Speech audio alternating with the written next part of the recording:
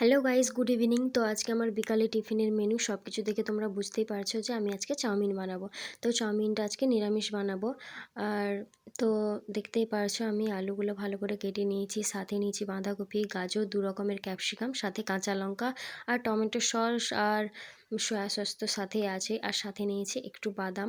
আজকে যেহেতু বৃহস্পতিবার, তাই ডিম পেঁয়াজ কোনো কিছুই দেবো না, এমনি সবজি আলু টালু এইসব দিয়েই করবো। তো দেখা যাক কেমন হয় খেতে। তো আমার তো চাউমিন খেতে খুবই ভালো লাগে, তোমাদের কেমন লাগে অবশ্যই জানাবে। তো যাই হোক, চটপট চাউমিনটা করে নিই। তো আমার চাউমিন সেদ্ধ হয়ে গেছে, আর এই সাইডে কড়াইতে সব কিছু সবজিগুলো আমি ভালো করে ভেজেও নিয়েছি। আমার হচ্ছে ইপি ম্যাগির থেকে চাউমিনটা খুব পছন্দের, সেটা ডিম দিয়েই হোক বা সবজি দিয়েই হোক, হলেই হবে। তো আর এই শীতকালে গরম গরম টিফিন হলে ব্যাপারটা দারুণ। তো তাই বাড়িতে ছিল চাউমিন, চটপট বানিয়ে নিলাম। আর নিরামিষ কোনো পেঁয়াজ ডিম ছাড়াই চাউমিনটা খেতেও যেমন সুন্দর হয়েছিল, আর দেখতেও খুব সুন্দর হয়েছিল। তো টাটা বাই বাই, সবাই ভালো থেকো, সুস্থ থেকো।